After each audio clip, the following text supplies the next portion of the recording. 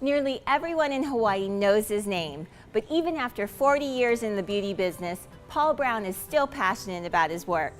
Meet the man behind an empire that started when he was 12 years old, giving haircuts for only 50 cents. I'm from San Francisco, and I'm a major dyslexic. So when I was a kid, nobody knew what dyslexia was. Matter of fact, also I'm ADD, and nobody understood that. So I went to private schools, and they would tie my left hand behind my back and make me have to learn how to write with my right hand.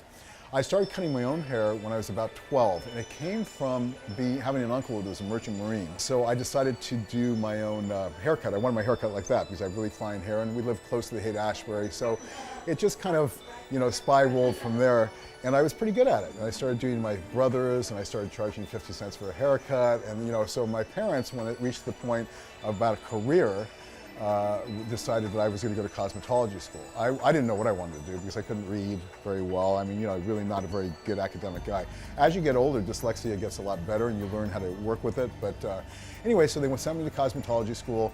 I was 18, just turned 18. There was a CEO of a company that was in the business, the industry.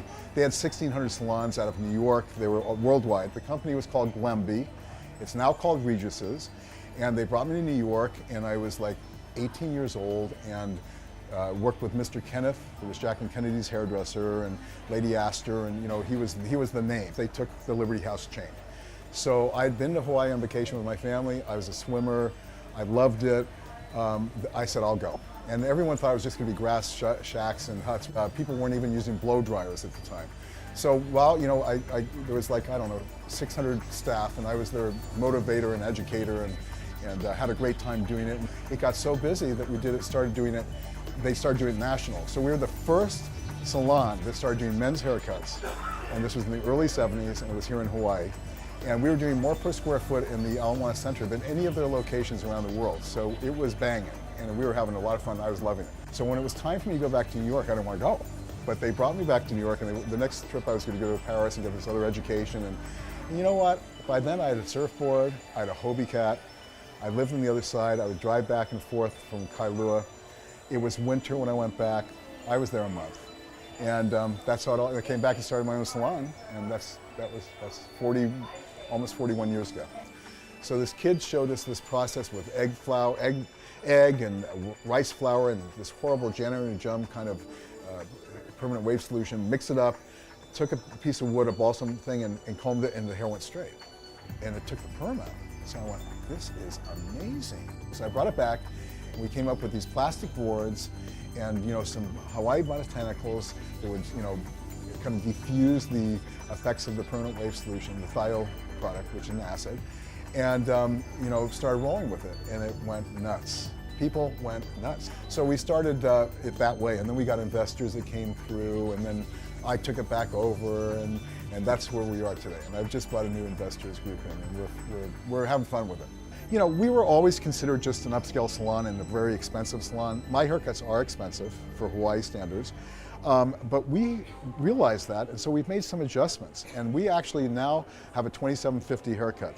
There is nowhere in town where you can get a $27.50 haircut with a blow dry and a conditioning and a shampoo for $27 with the quality of work that my art director, Catherine Orsino, works very hard to train our people. And the quality is over the top. I mean, it's world-class quality. We are now a proud hair care sponsor for Wounded Warriors, and so everyone in the Wounded Warriors gets some Paul Brown product in their little knapsack, and it's a great way to give back. And it's a really wonderful experience for me, because to see their faces, just with what we do, and for them to get that feeling that somebody cares about them is amazing. So that even when I feel like I'm not successful as a business guy, and I have many times, I feel very successful at doing my art. So I have that crossover that's pretty unique as an entrepreneur, I think. As a person, my goal is to stay as healthy and as fit as I can for as long as I can, and keep doing this for as long. I can't even imagine retiring. At 64, you have to really work hard to keep that momentum going. So I work out a lot. I get up at 4 a.m.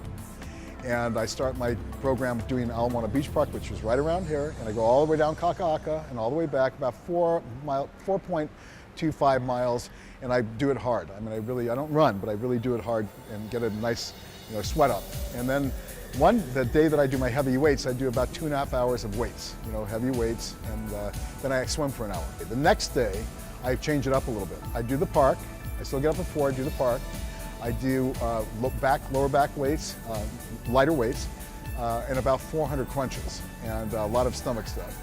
And then I swim another hour and get ready for work and come and do what I love. Well, Paul Brown Hawaii's product line is in 16 countries, and we have the largest distribution here in the United States on the East Coast. The brand represents Hawaii, and we use kukui nut oil in our product. So the kukui nut oil, we were the first in any manufacturing of any brand in the beauty industry to use kukui nut oil in the product. So everywhere we go, we give kukui nut lays away. I mean, I'm giving these lays out to sometimes in 1 month to 1,000 people, literally. And it's telegraph, telephone, telehairdresser. Hairdressers work on average of like 6 to 10 people a day. So if they had a good trip in Hawaii, they tell every client that comes in. So in a lot of ways, I think that we're really promoting, my Hawaii, I call it. And I love my Hawaii. So I really feel like we're promoting the Hawaii that we all love, and also it lends itself to a great brand for a hair care company. I think if you're not passionate about what you're doing, you can't be motivated, right? So if you're not loving what you're doing, do something else. I mean, there's so many people that are doing jobs or things that they really don't even like. They can't wait to get out there. They're checking their watch. I couldn't live that way. It has to be something that I'm passionate about, and I think everyone's the same. If you're not passionate about it and you're not loving it, you're not getting anything from it. You might get a paycheck, but you're not really getting anything from it, really, literally. Later in the show, we'll take you to the student fashion show at the Paul Brown Institute, which was a lot of fun, but serious business too.